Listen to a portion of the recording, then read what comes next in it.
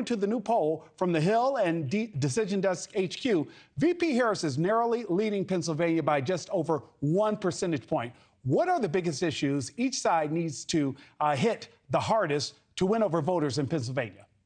Well, that's still razor thin. That's got to be close to within the margin of error. And I think it's still very much a jump ball in Pennsylvania, because what I think will fundamentally come down for a lot of Pennsylvanians is whether they believe Kamala Harris's recent evolution. Just a few years ago, she was very ardently in favor of banning fracking, which is a huge source of jobs and economic growth in Pennsylvania.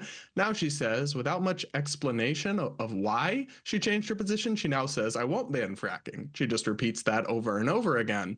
I think economy is always going to be a top issue for swing state voters, inflation and energy, particularly in Pennsylvania. So a lot of these independent voters or swing voters calculation may ultimately come down to whether they trust Kamala Harris's evolution on these issues as genuine, or whether they worry that she might revert to her original positions after she gains power. And Brad, when you talk about that trust issue, it looks as though that's growing as well. Explain VP Harris's growth in this area of trust with the economy, whether or not they believe that she's better at leading them out of this particular economic hole. How have these numbers improved so much when we seem to know so little about VP Harris?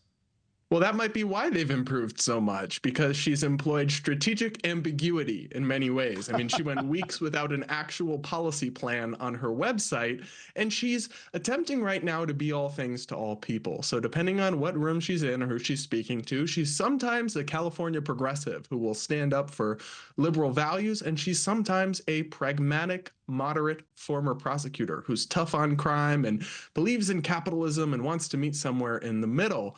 Now, if you ask me, I think her liberal past, she was rated in 2019 as the most liberal U.S. senator, is where her genuine heart lies. But she is showing shrewd political instincts of rebranding away from some of that to try to appeal to independent voters, because especially with the Electoral College, states like Pennsylvania become key. And these national polls where she's up 5 or up 6, they tell you something, but they don't tell you that much, because we don't select a president based on national vote, right? We have this Electoral College. So what really matters is these swing state polls, which are almost all still within the margin of error and up a coin toss at this point. And a lot of it will come down to whether people feel comfortable with her, because people have very firm views about Trump at this point. There's not a ton of wiggle room there. There's some people who are on the cusp of voting for him or not, but people know about him. They know what he stands for. They have a feeling about him. She still has some opportunity to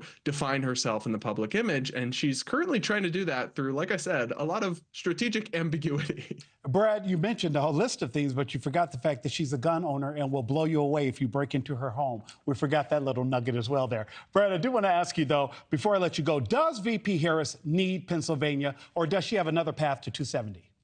Well, she doesn't literally need it, in that it's mathematically possible for her to win without it, but it's hard to imagine, right? It has the most electoral college votes of any swing state. So I think both candidates' path to victory goes through Pennsylvania.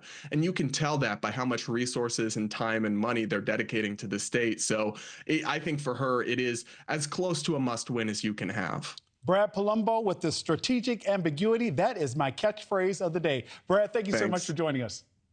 Thanks for watching. Go to joinnn.com to find News Nation on your screen. And don't forget to click the red subscribe button below to get more of News Nation's fact-driven, unbiased coverage.